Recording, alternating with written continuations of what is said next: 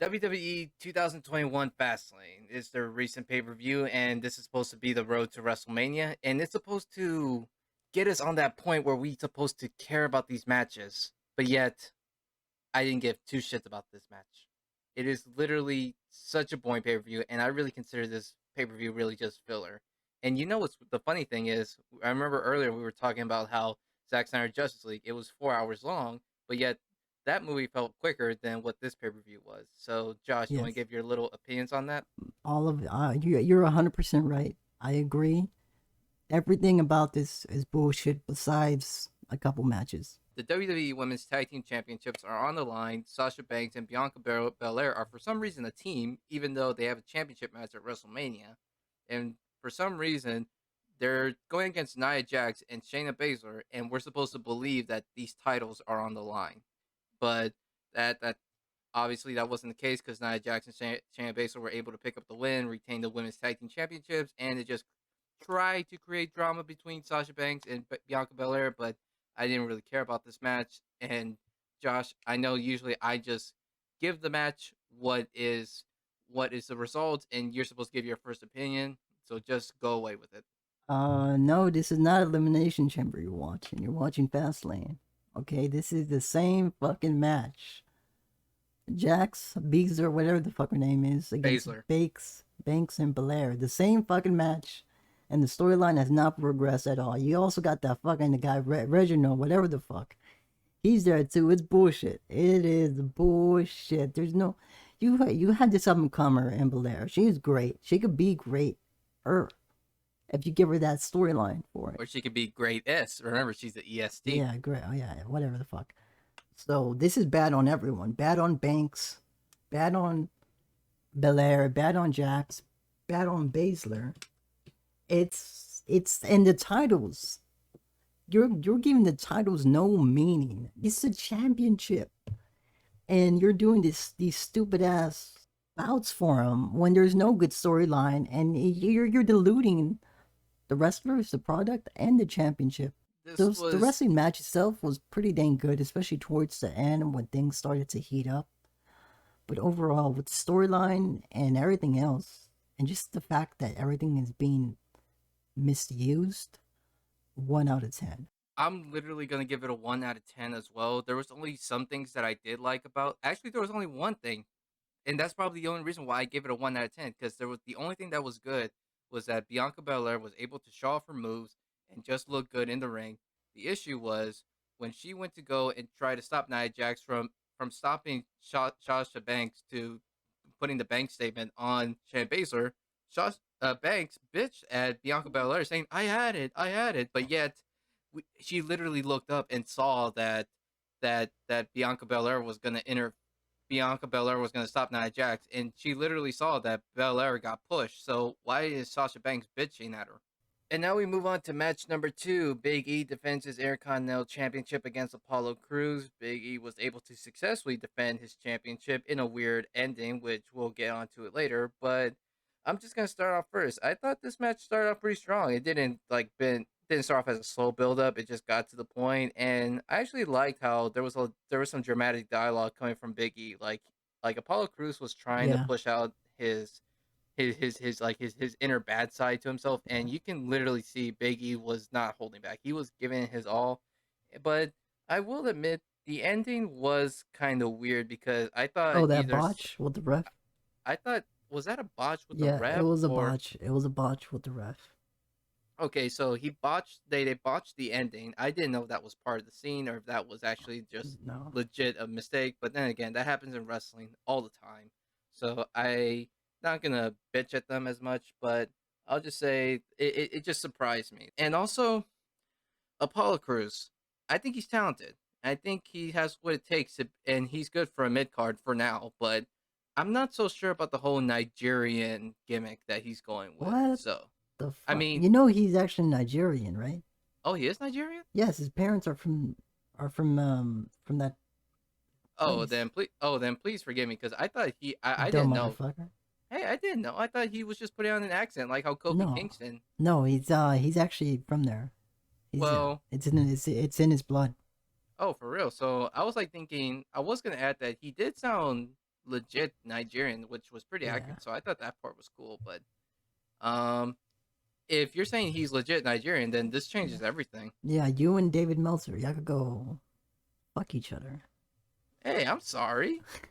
And second, I don't always listen to David Yeah. Meltzer. You got any more?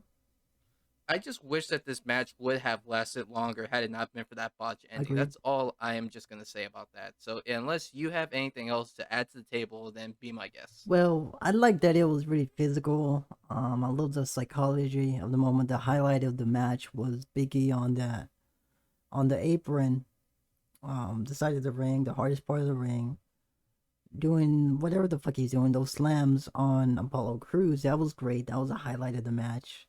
He was going very biblical and all that, like he said he would. It was good. It was good. Biggie is a big guy. People don't realize that, but he's really huge. And you don't really notice it in the tag team matches because the camera zoomed out to show everyone. But with these single matches, the camera's a lot closer. He's a really big guy. I would love to see him without that fucking ring suit he wears, whatever the fuck. I want him. I want him like Braun Strowman or something, like shirtless with like cargo pants or some shit like that. I think he could. He could really. He could really prove like, okay, I'm physically imposing, and I'm actually intelligent. I'm not a meathead. So you think the way he dresses doesn't look intimidating enough? Yes, yes. Uh, And I don't blame you because for quite a while he did look like a meathead when it came to him being in the New Day, and I'm still trying to adjust to the idea that I should take him as a serious singles competitor. But these little matches slowly started to, they're not clear, they're not with me yet, but I think eventually it'll grow on me. Like that's eventually when I'll take Biggie seriously, 100%. Big E's doing his single thing now. Apollo Crews is doing a new thing, and for both these superstars to be doing new things, coming together like this, I liked it. I liked it. It was too short though. It Yeah. was physical, but way too short, and all that comes to the worst botch I've ever seen for quite a Now while. It was really, really bad. I thought you were about to say of all time because I'm like, no, I've No, seen no, worse it's botches quite a than that. while. Quite a while. It was really, really bad. And it was so bad, I turned off the network and I stopped watching for the night. And I picked it up early, early in the morning.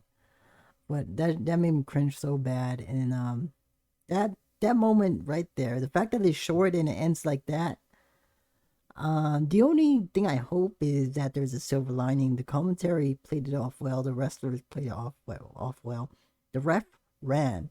You did not see her after that botch. She ran. She Of ran. I hope they do course, it like a Nia Jax bleeding Becky Lynch type of moment. Like, yeah, it was a mistake. It was a botch, but this is gonna lead up to something bigger. I Apollo was gonna. Crews is a good.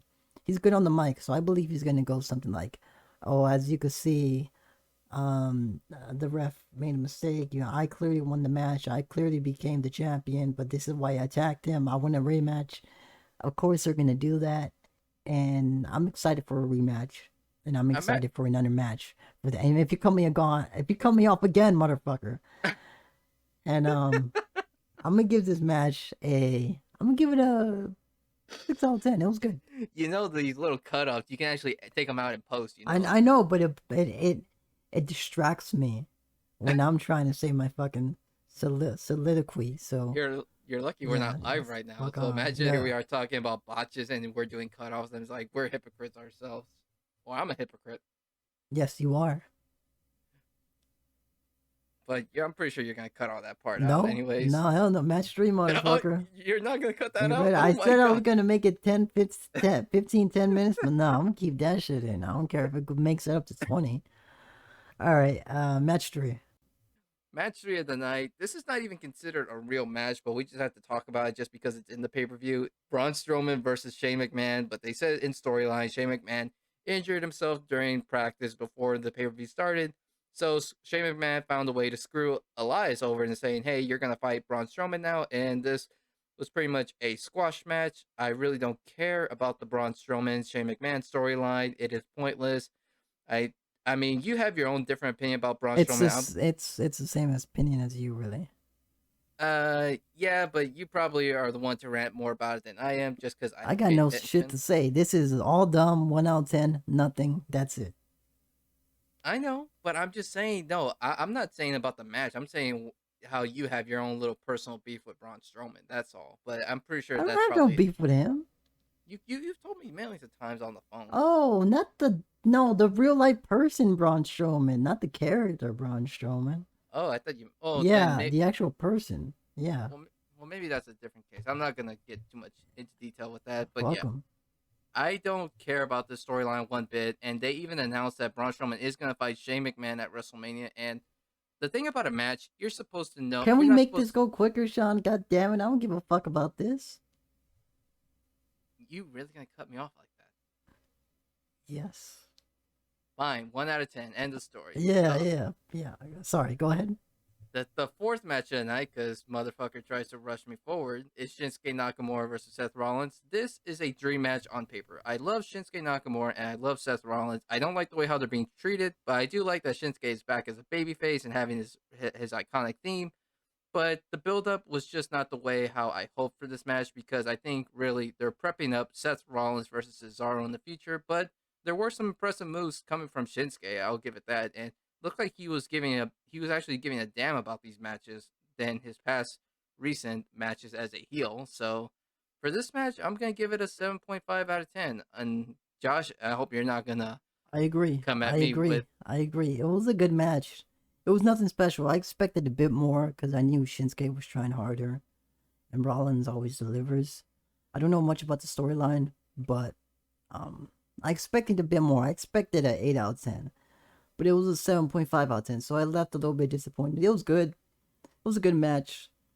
okay. We'll see. I'm excited for things to come. I'm excited. I'm always excited when these two go head to head. So If yeah, Triple H was in charge, it'd be a lot better. But yeah. because it's Vince McMahon being in charge, it was better than I thought. I'll These give it that. these two on NXT would have a 10 out of 10. No, without a doubt. Yes. So now our fifth match of the night is Drew McIntyre versus Sheamus in is it a no holds barred match? I think Yeah. it was a no Yes. holds barred. Yeah, It yeah, was. no holds barred. For some reason, this match should have been built up for WrestleMania, because I like the build up. It is between a friendship that has been broken from of 20 years, and then all of a sudden they want to put it on the pay per view that nobody gives a damn about. And I thought this should have been a WrestleMania build-up, because it could have lasted longer, but I think it Yes. ended too short. But I like Drew McIntyre's war face paint. It reminded me of Braveheart. I like the way how some things were. The whole no disqualifications was pretty good. And Sheamus getting run through the monitors was nice. It was better than the Shinsuke Nakamura fight. So I'm gonna give this one an 8 out of 10. Same here. I got it as 8 to 10. 8 out of 10. It was good. I don't like the storyline, but I like the fact that these are actual real life Friends? great friends. Yeah. So they're like, okay, me and you ever wrestle or box. I'm going as physical as they could get to you. So I'm glad they did that. And you could really feel it in the match. You could feel the chemistry. You could feel the friendship. I mean, you could feel the physicality. It was a great match. 8 out of 10. It's nothing that's gonna wow you, but it's just a damn great match.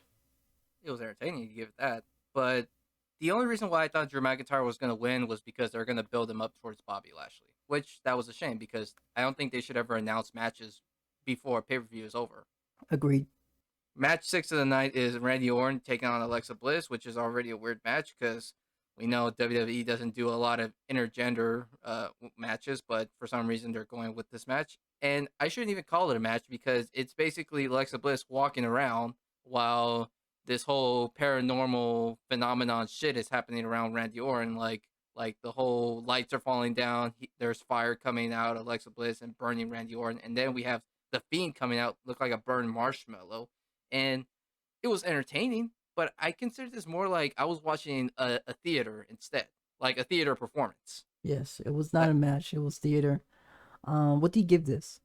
I don't have a rating for this one, Oh, because I can't even consider this a match. everything was built up to the Fiend coming back. That's the whole point. Yeah, that's exactly what happens. So yeah, 6 out of 10. So I guess we can just leave it at that. our final match of the night goes to Roman Reigns defending his WWE Universal Championship against Daniel Bryan, with Edge as being as the special guest enforcer. Basically, Roman Reigns was, well, it was a weird ending, and I'll talk about it in a few seconds. But Roman Reigns was able to successfully defeat Daniel Bryan and retain his WWE Universal Championship. And I'm the one to start off first because I already started off a few times already. Josh, I'm going to let you have the spotlight with this one. Well, all these wrestlers are great wrestlers, and there's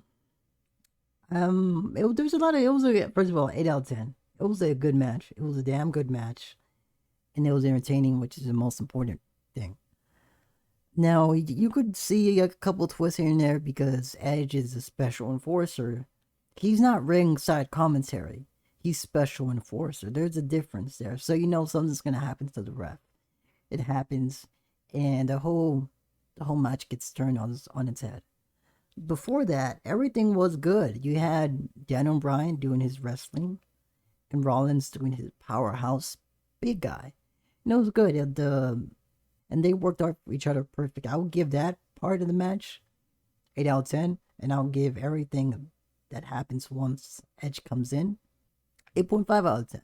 I did like how Edge. It looked like there was not going to be any possibility that there was going to be any disqualification because maybe Edge could interfere. But then again, knowing Roman Reigns' character, there is going to be interference and all that BS. So, but what the part that got me interested was that the Roman Reigns tapped out, and Daniel Bryan should have technically been WWE champion. But here comes Edge beating up Daniel Bryan, and what confused me was why is Edge going against Daniel Bryan, because Daniel Bryan didn't do anything to him. And I'm like, is he just pissed off at the whole match? So he just like screw all of y'all? After that happened, because literally right after that happens, both were on the ground. Roman drags himself for a pin on Rollins, Daniel on Bryan. Daniel Bryan. When a new referee comes in, 1, 2, 3, win. It should have been 10 minutes longer. They should have both got up and fought for at least 5 more minutes. And that would have made this match a 10 out of 10. But for what it was entertaining enough. Whoa. I wouldn't give it a 10 out of I mean, 10. 9 out of 10. But yeah, this match was overall good, and I'm gonna agree with you. It's an 8 out of 10, and that's. I'll just say the last thing I can see that they could possibly be doing is maybe a match on SmackDown. Daniel Bryan gets pissed off that Edge screwed him over, so they're gonna have a match together before WrestleMania. That's the only thing I can see that they're gonna do. Possibly. People, Yeah, like a #1 contenders match, and then a second draw, and then it become the triple threat. I wouldn't say a triple threat because they're not gonna push Daniel Bryan, and they have no plans. I mean, this could be his last WrestleMania match. That's the thing. You have Yeah, but do you think Vince is gonna give a damn? So yeah, Fastlane 2021. What do you guys think about it? Comment down below in the comment section to think about your opinions about it. Thank you so much, Josh, for being on here for the podcast. So anyway, guys, if you like this video, please give it a thumbs up, and if you haven't already, subscribe here to the channel for more content. And until then, well, we're signing off. See you in the next podcast. See ya.